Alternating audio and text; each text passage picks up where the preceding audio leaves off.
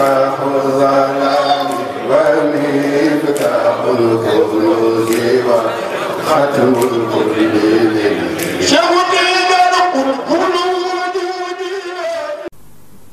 amoon na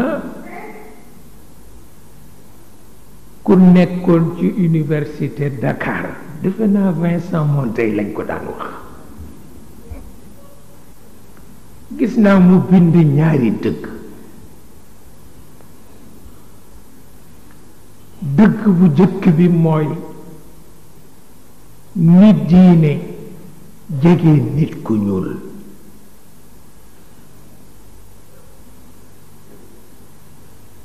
ndax tabi'am la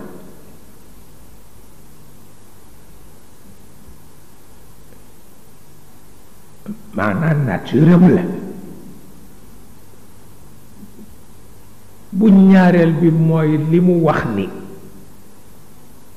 mësul gis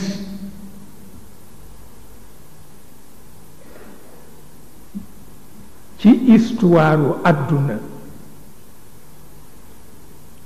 nit ku gën a bare yonent bi noonu wante it mësul gisit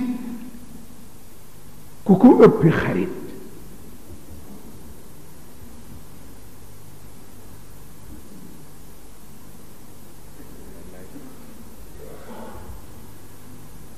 moo tax mujj na tuub waaw ndax am na dëgg yoo xam ni nit ki du ko mën a résister fokk mu jur dara ci moom loolu tax mu mujj tuub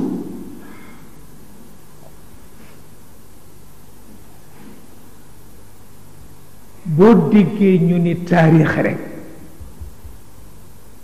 yonent bi génn na boo déggee ñu ni siira rekk yonent bi dugg na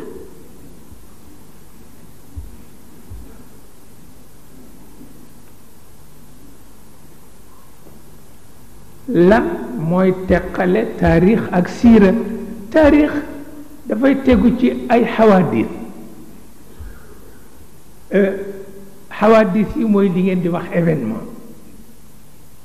wante événement lay doon yoo xam ni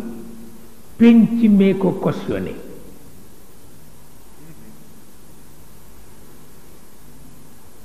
loolu sax ñu tudde ko taarix muy histoire wante boo nee siira ay xaqaayiq lay doon yoo xam ni asamaan directement moo koy cautionné loolu tax kenn du wax ni l'histoire du prophète kenn du ko wax ndax événement yi mu dund benn du ci événement gën na jafe noonu moo tax boo ne wàccu alxuraan événement la ñu condamné la boo ne ñëw yonent bi événement la ñu condamné la waaye yeneen yu dul yooyu boo ne événement la ñu nangu ko mais yii kenn du ko nangu ndax dafa ëpp loolu moo tax fokk ngay teqale bayna siirati wa taarix mënul ñàkk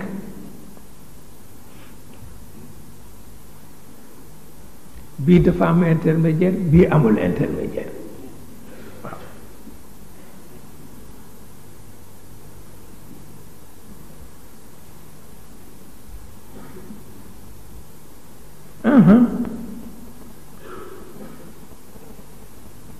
بيت الولايات مصباح الظلام ومفتاح الكنوز وختم الكل